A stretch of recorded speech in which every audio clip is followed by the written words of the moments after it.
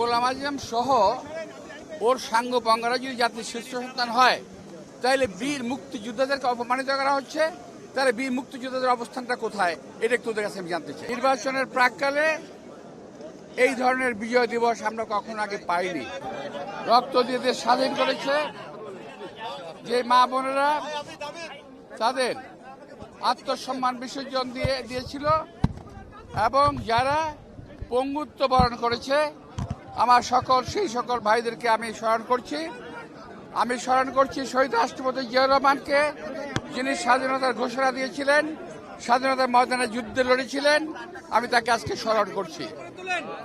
প্রিয় ভাইয়েরা, অনেক আশা আকাঙ্ক্ষা মানুষের, অনেক গণমানুষের চিন্তা ভাবনা সব কিছুকে মাথায় নিয়ে আজকে এই বিজয় দিবস এবং সামনে নির্বাচনের প্রাককালে এই ধরনের বিজয় দিবস আমরা কখনো আগে পাইনি। তাই আজকের এই বিজয় দিবসে বাংলাদেশের সবাইকে আমি আন্তরিক শুভেচ্ছা এবং ধন্যবাদ জানাচ্ছি, দলের পক্ষ থেকে, দেশনেত্রী বেগম খালেদা জিয়ার পক্ষ থেকে, আমাদের নেতা তারেক রহমানের পক্ষ থেকে। নতুন রিন গভীর থেকে পরিষ্কার করে কাপড়কে রাখে নতুনের মতো উজ্জ্বল। নতুন রিন অ্যাডভান্সড পাউডার।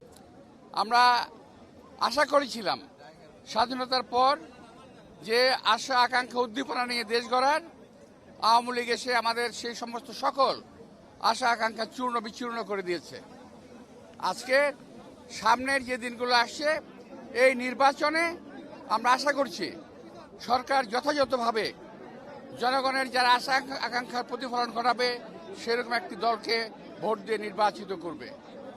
আপনারা সবাই দেশনেত্রী বেগম খালেদা জিয়ার জন্য দোয়া করবেন, আমাদের নেতা তারেক রহমানের জন্য দোয়া করবেন। তিনি আসছেন আগামী 25 তারিখে, আমরা তার সুস্থতা কামনা করছি। আপনাদের সবাইকে আন্তরিক শুভেচ্ছা। এর মধ্যে দেশের শান্তি শৃঙ্খলা রক্ষা করে অবাধ ও নিরপেক্ষ একটা নির্বাচন হবে, এই আশা আমরা সেই দিনে আমরা করছি। গোলাম আজম সহ ওর সাঙ্গ পাঙ্গারা যদি জাতির শীর্ষ সন্তান হয়, তাহলে বীর মুক্তিযোদ্ধাদেরকে অপমানিত করা হচ্ছে।